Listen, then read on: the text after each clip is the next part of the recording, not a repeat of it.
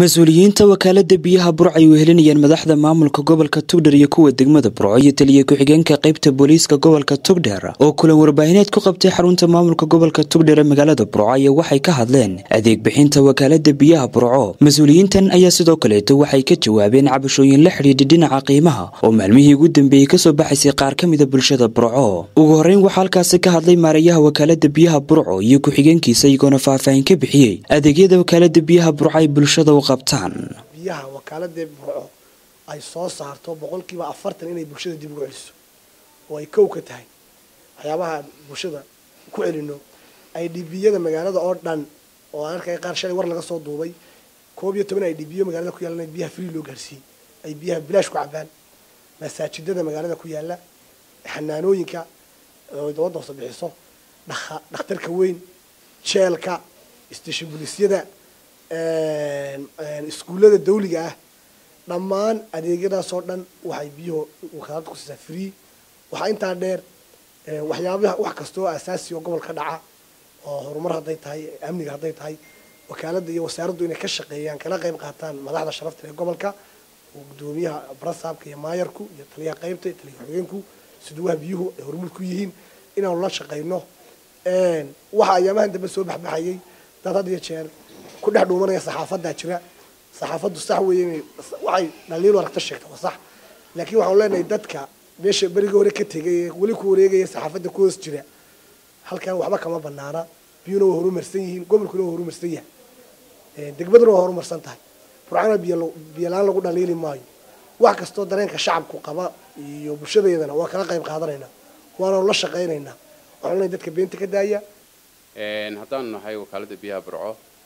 annagu aaminsan inaan horumar ballaaran ka sameeyno gobolka iyo degmadaba oo meel walba biyaha la gaarsiiyay waxaan u xaqiijinaynaa in qiimahan Burco biyaha laga siiyo price-kan laga siiyo inay ka ugu jaban yihiin Soomaaliland halka mitir cube oo dhan 5 foosto waxaanu siinaa 12,000 laana waxay noqonaysaa halkii foosto 2,200 shilin Soomaaliland waxaana uu sheegay laga dhigay wax wakaaladu kordhiso oo wakaaladu waxay hoos timaadaa wasaaradda kheyraadka biyaha waxaana kordhiyo oo waxna ka dhimi kara tii wasaaradda weeyo waxa weeye issue qaran weey maadaama ay tahay gobolkii ugu jabnaa waxa ahayd dadku badankoona mahadiyeen biyaha wakaaladda waxa cad in bogonbogaadhahan suuqa la geliyaan waxba ka jirin Burco 12,000 oo laana ayaa halkii mitir cube oo 5 foosta laga qaadaa boorame shirkadda shaabaha haysata 14,500 baa laga qaadaa Hargeysa waa 16,000 Gabiley waa 15,000 Berbera waa 14,000 Ceerigaabo waa 25,000 wal ilaahay aynu toobad keenno shukran alxamdulillah rabbil alamin reer Burco dadka wax wada si xun wuxuu sheeg baa la yiri sixir ka daran xaqiiqada iyo runta aanu doonayna bulshada inaanu la wadaagno waa taa biina meel walba way joogaan qiimaha mitir cube kala Soomaaliland waa halka ugu jaban meel kastaba ka doon